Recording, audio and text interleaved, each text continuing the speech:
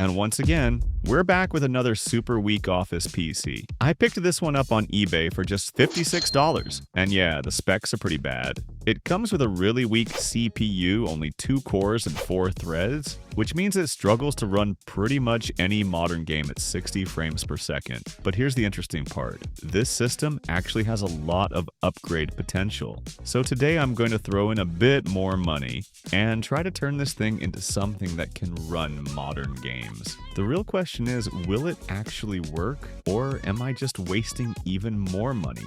This is a Dell Vostro 3070 in the MT form factor. Now, it's supposed to be an office PC, but honestly, it doesn't look like some ancient system with a socket 775 or anything like that. In fact, this thing was released as recently as 2019. There's even a sticker on the outside claiming it originally came with an Intel Core i3 9th Gen. But is that actually true? Let's take a look inside. And yeah, there's nothing too exciting here. Just a single 8GB stick of RAM, and not even a storage drive included.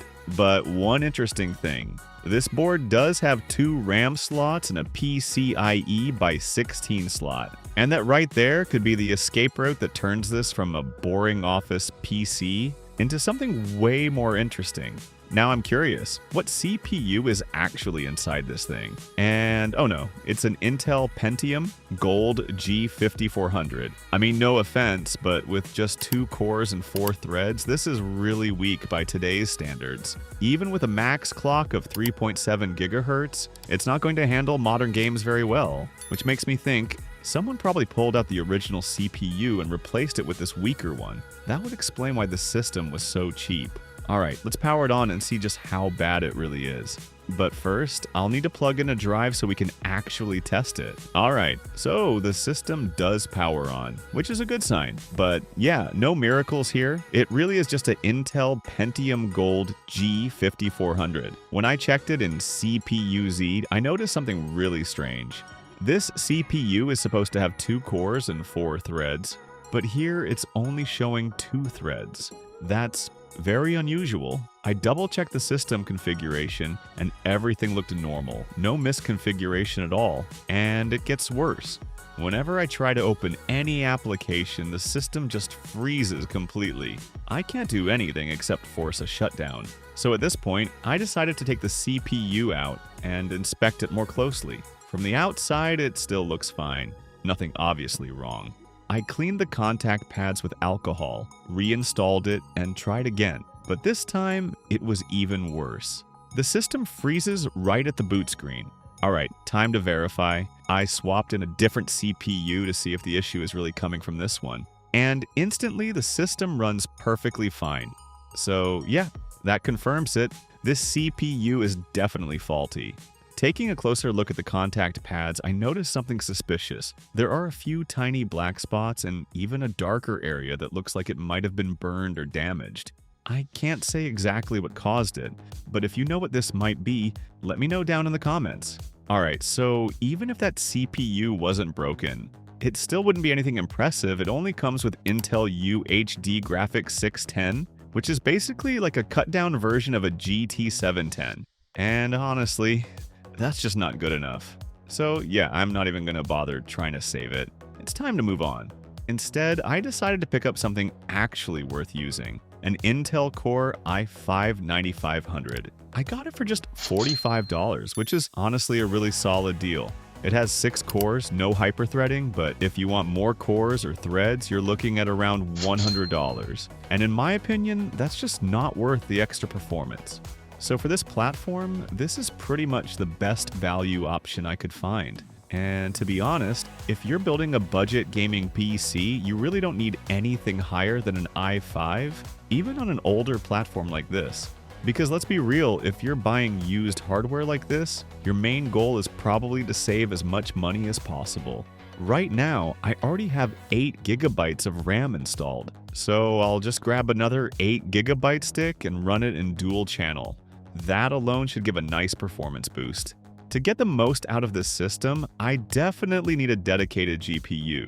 Luckily, the case is pretty spacious, so I can fit almost any card, as long as it's a dual fan design. For this build, I went with the NVIDIA GeForce GTX 1060. This card has a power draw of about 120 watts.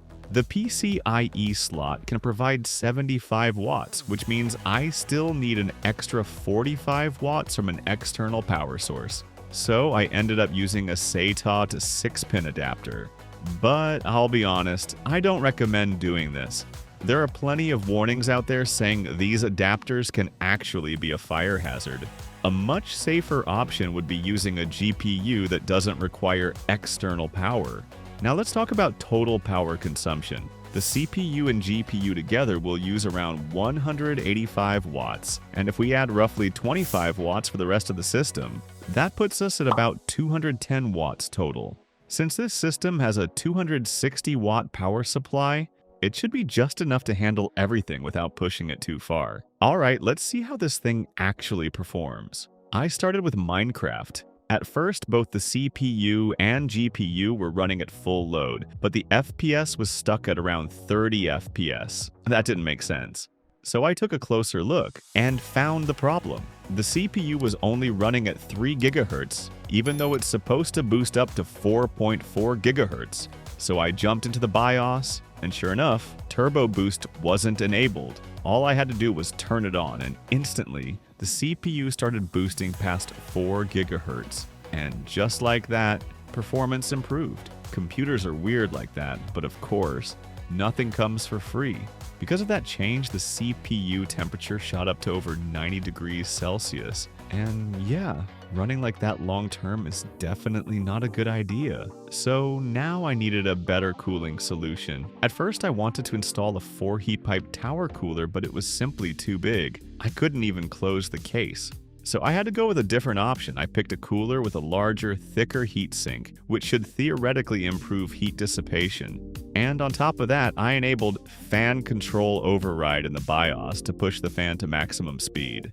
Alright, now let's see if all of that actually makes a difference. I honestly can't believe it. Under full load, the temperature is now sitting at around 70 degrees Celsius. That's a 20-degree drop, which is a huge improvement.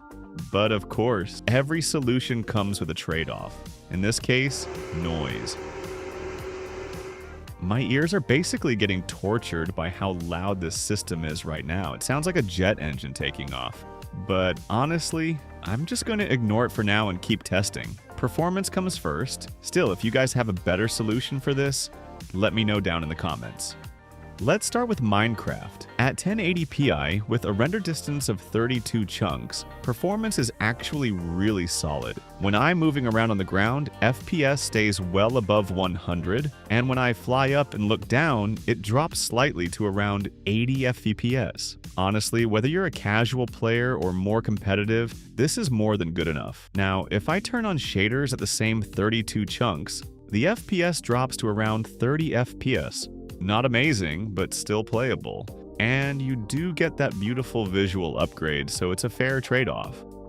Next up is Fortnite. Here, FPS hovers around 160 during normal movement, and during fast movement or combat, it can drop down to around 90 frames per second. Still, that's a very solid experience overall. Finally, I tested Cyberpunk 2077 on low settings, and surprisingly, it holds up really well. Throughout my gameplay, FPS stayed consistently above 60 FPS without any major drops. Honestly, that's pretty impressive for a system like this. So, can this system handle 1440p or even 4K gaming? Well, with NVIDIA GeForce GTX 1063GB, the answer is pretty clear. In modern graphics-heavy games, it's going to struggle. Even in Minecraft with shaders, the VRM usage can go up to around 2.7 GB, which is already pushing the limit of this card. And that becomes a big bottleneck, especially when loading new areas or trying to maintain stable FPS. So I decided to take things a step further. If I want this system to run at its full potential, I need a better GPU. That's why I upgraded to an NVIDIA GeForce RTX 3060 12GB. This card draws around 170 watts, which is way beyond what the original power supply can handle. So naturally, I had to upgrade the PSU as well. I went with an FSP 600 watt power supply, but there's a catch. This motherboard uses a proprietary power connector, so I had to use a 24-pin to 6-pin adapter. Luckily, it's pretty cheap, under $10. Alright, now that everything is upgraded, let's jump back into the games. This time, I'll be testing on a 1440p monitor. Going back to Minecraft with shaders enabled, the FPS now sits around 45 to 50 FPS, which is about a 15 FPS improvement compared to before. And honestly, I have nothing to complain about. The visuals look incredibly smooth, and the experience feels very stable. Finally, we have Cyberpunk 2077. At medium settings, the system holds around 50 frames per second, and if you're aiming for a solid 60 frames per second experience, you can easily drop the settings down to low. So yeah, at this point, I've basically pushed this Office PC to its maximum potential, and honestly, the results are pretty impressive.